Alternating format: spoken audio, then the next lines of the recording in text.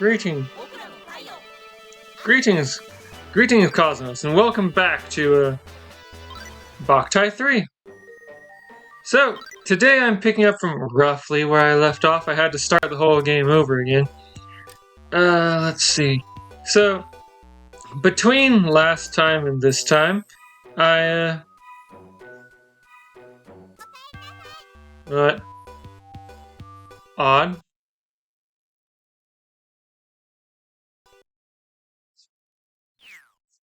There we are. I got punished by Dark Loans 5 times for failing to pay my loan. And that gets me this sword.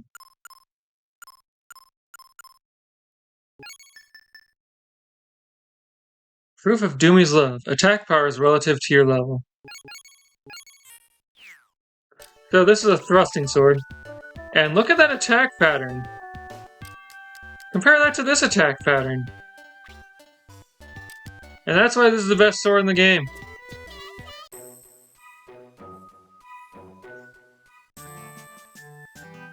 So now I head off to Lifeless Town. So I'm holding R to speed up. B fires a shot. A does nothing as of yet.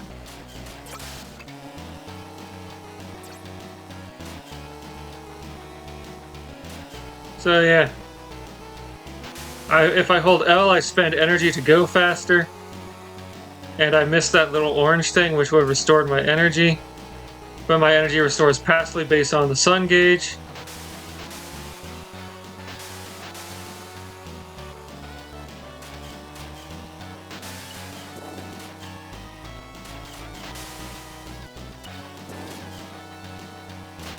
So yeah, skeletons exist. Oh hey, that green one would have restored some health if I'd gotten it. So yeah, skeletons on motorcycles.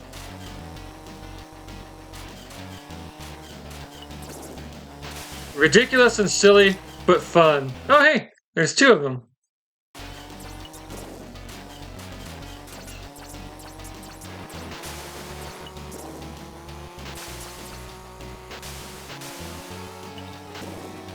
Wow, those skeletons can launch those bombs anywhere.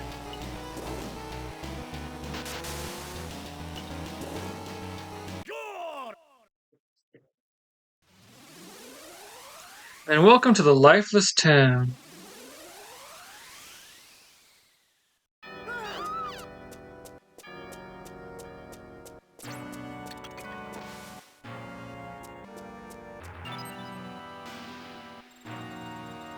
Ah, undead in the city. Is the Count behind this? Django, hurry up and find him. Defeat the Count and we can get Sabata's location out of him. May the sun be with you. So being punished by Dark Loans. Okay, so let's see here. 18 damage. There was a little storyline that went along with that. And had I done it normally, it would have taken me 20 sessions. But Frank... Oh, hey, that's right, I have chocolate. Now, what was I saying? Oh, hey, this sword is actually slightly more powerful than the other sword. Unlike the Astro sword of the previous game. Anyway, I have plans for cash, and I don't... And so I need to be able to save it up. I need about 5,000 monies just for, the thing I have plans for. Those are skeletons, material type monsters. They don't have any special weapons, but they can regenerate indefinitely. To prevent a skeleton from regenerating, finish it off with an elemental attack. Make sure to store up a lot of energy before you go into battle. So anyway, what was I saying? Right. The, plot line of getting punished. After like the 2nd or 3rd time, Doomy, the Dark Loans girl, asks you, Django, do you like this? And then she gets upset and is like, but I want a normal kind of love. And then the next time, her sister from the Solar Bank shows up and says that she won't allow me near Doomy because Doomy is pure, unlike me. And then after like 2 punishments from her, she's like, I can't handle this anymore. And then Doomy shows up and tells us that she loves us both on the 5th. And then the 5th one is another punishment from Doomy, and then the sword shows up in a green box in Django's house. Also, they reward me with chocolate for succeeding. Oh, hey.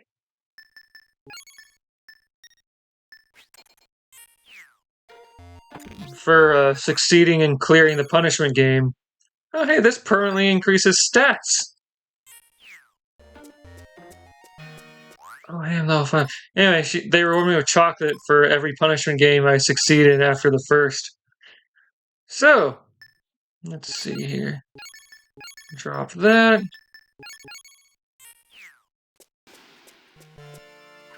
So yeah, this is pretty slow, like the hammers from the previous game. Oh, I guess this path is a dead end. And I don't have a map yet.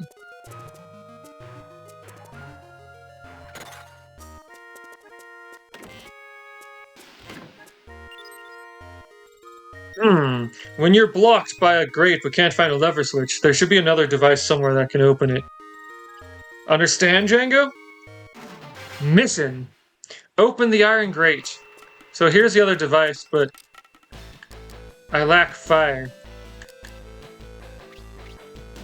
So yeah, this sword, it's the same class as La Vie and Rose, but you can see the attack pattern is much worse. Oh, hey! So, fun thing! This game introduces traps.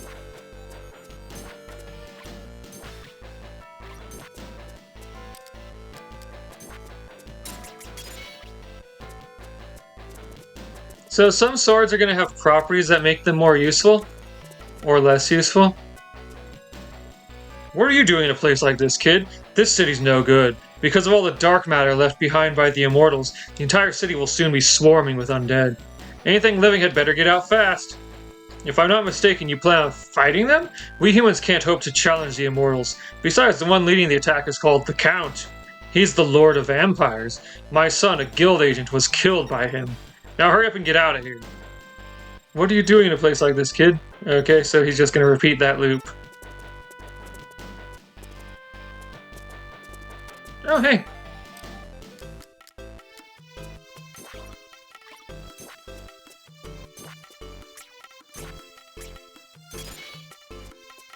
Right, last time I mentioned that the cost of an accessory shows you is linked to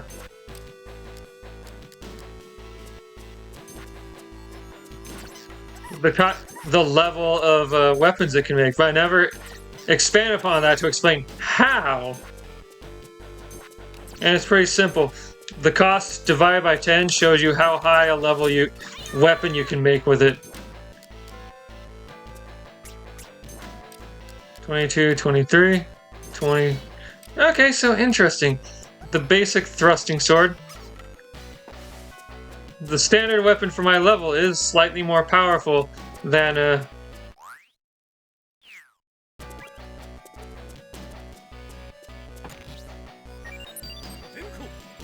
the La Vie and Rose. Looks like you got a part from the Gun del Sol. That's a solar gun lens, flame. By replacing the lens on the Gun del Sol, you can change the element of your attacks. To equip a lens, go to the solar gun page on the menu screen. To quick change your equipped lens, you can also press the B button while holding select. Feel free to swap lenses as often as you want.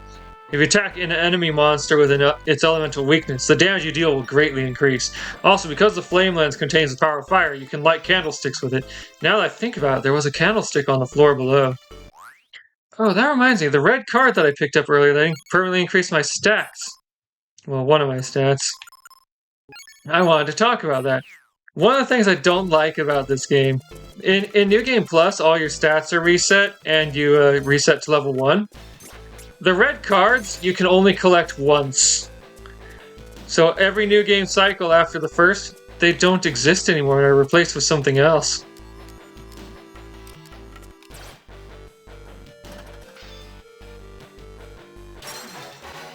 Mission completed.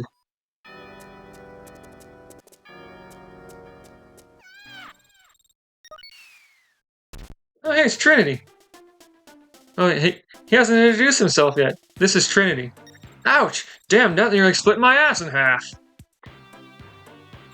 Hey, if I'm Costello, then it's your turn. Then isn't it your turn, Abbott? By the way, you ain't from this town, are you? This town's done for. Those immortals got their eyes on it.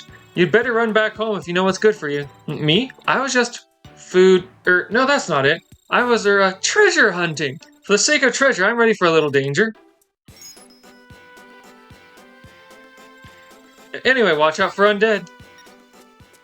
And then he left behind some food, which is what he was really after.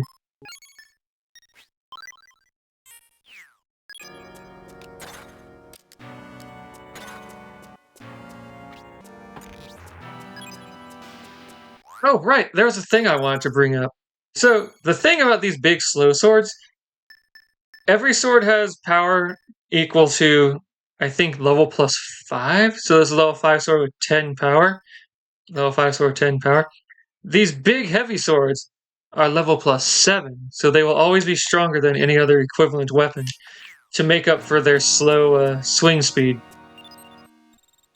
Wait, Django. That's a poison spider, a beast-type monster. It spits venom that causes poison status. It's dangerous to be poisoned as your vision becomes extremely blurry. Unlike last game where poison was damage over time. It will clear off on its own after a certain amount of time, but if you have an antidote on hand, you should use it right away. So yeah, this annoying status effect.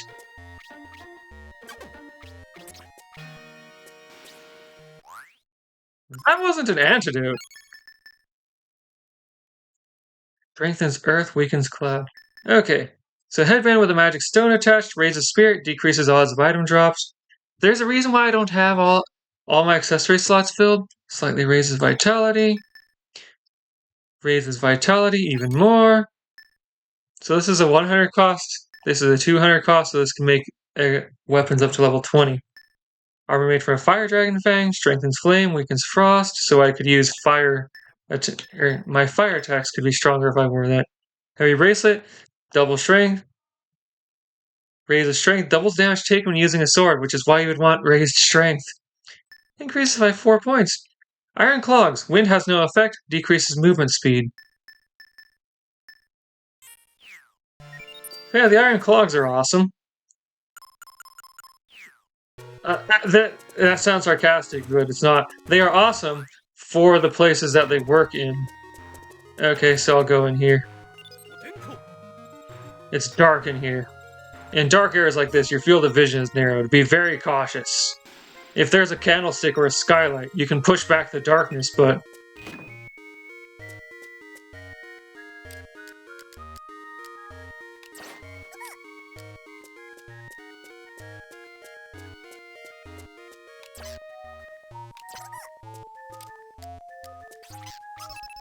Oh, hey, I leveled up!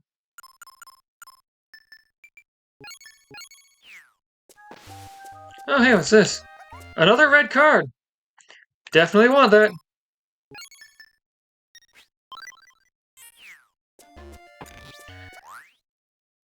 Alright. Card of Intelligence raises spirit. So yeah. These are a lot more common than they were in the first game, where you got like one for every immortal dungeon you cleared.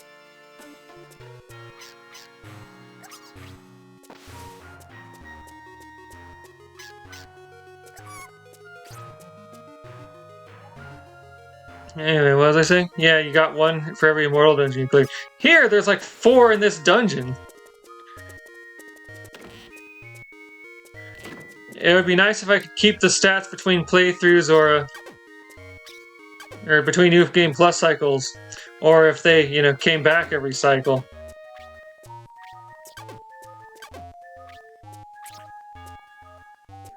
But I guess for the first playthrough, they're just there to help you figure out how to balance your stats or something. Alright, once I clear this room and enter the next room, I'm going to save and call it for the day. So I'm supposed to defeat the skeletons.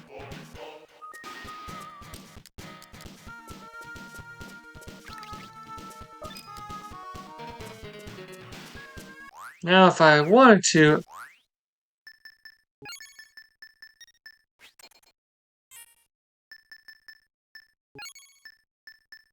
Okay, so...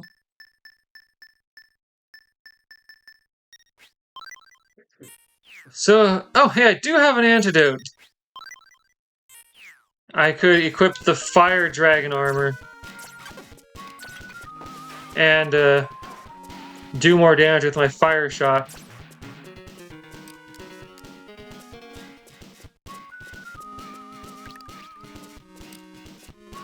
Yeah, what was I thinking about?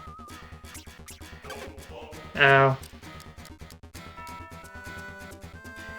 Right. Accessories and their relation to forging items. Like, each kind of accessory upgrades a certain type of sword.